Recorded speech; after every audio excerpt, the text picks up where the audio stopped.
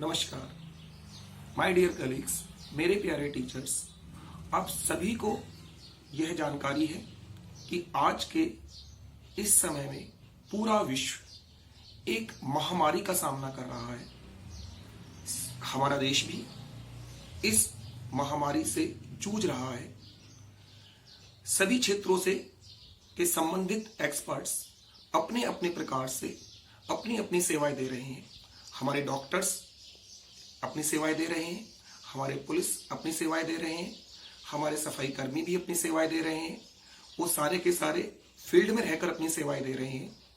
हमारा भी इस समय यह जिम्मेदारी बन जाती है कि हम लोग फील्ड में तो नहीं जा सकते, परंतु घर रहकर भी हम लोग अपनी सेवाएं दे सकते हैं। आज हमारी यह जिम्मेदारी और ज्यादा बन जाती है कि घर में रहकर अपने छात्रों को ऐसी एक शिक्षा दी जाए जिससे उनका जितनी भी हानि हो रही है वह सारी की सारी कम से कम हो। भारत सरकार द्वारा, प्रदेश सरकार द्वारा, बोर्ड्स द्वारा नए नए गाइडलाइंस हमको दी जा रही है। आगे भी हमें यह जानकारी दी जाती रहेगी कि आपको ऑनलाइन शिक्षा को इस समय में बढ़ावा देना है। हम सब अपनी अपनी तरह से ऑनलाइन शिक्षा का प्रचार प्रसार कर रहे हैं। हम लोग वीडियोस बनाकर, हम सब पीडीएफ से, बाकी नोट से, अलग अलग ऐप्स के द्वारा अपने छात्र छात्राओं को सहायक सामग्री प्रदान कर रहे हैं। परंतु विद्यालय में और ऑनलाइन शिक्षा में एक अंतर आ जाता है। विद्यालय में हमारे सामने स्टूडेंट्स होते हैं, छात्र छात्राएं होती हैं और हम उनसे उनका फीडबैक वहीं पर प्राप्त कर लेते हैं। परंतु आज के समय में छात्र छात्राओं से फीडबैक लेने में परेशानियां आती हैं।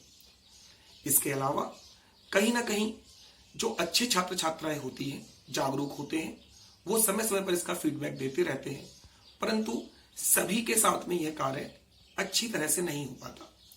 हम लोगों की जिम्मेदारी और बढ़ जाती है कि हमें इस समय में अपने सभी छात्र छात्राओं से टच बनाकर रखना है। हमें इस समय में अपने सभी जितने हमारे अभिभावक बंधु हैं, अभिभावक हैं, पेरेंट्स हैं, उन सभी से फोन द्वारा या किसी अन्य माध्यम द्वारा उनसे संबंध बनाकर रखना है। अगर हम समय समय पर उनसे फोन द्वारा जानकारी प्राप्त करते रहेंगे तो हमारे इस कार्य में फायदा होगा।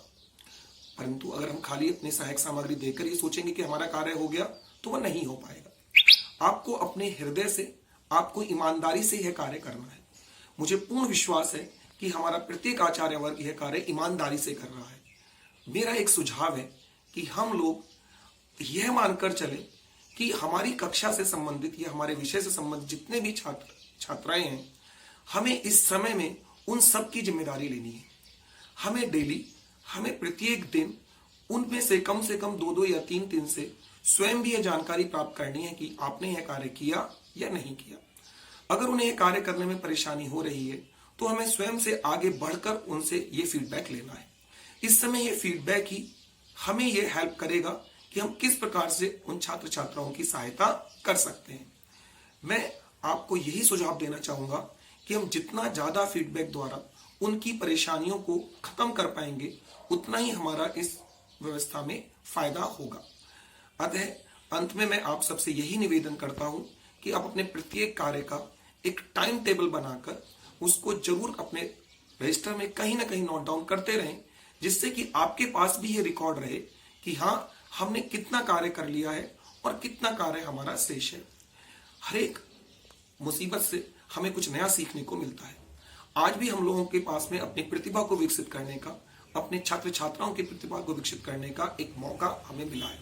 हम इसको एक अवसर की तरह लेते हैं और यह प्रयास करेंगे कि हम इस अवसर को एक अच्छी तरीके से एक सुअवसर में चेंज करेंगे और अपनी एक नई प्रतिभा को विकसित करेंगे। धन्यवाद।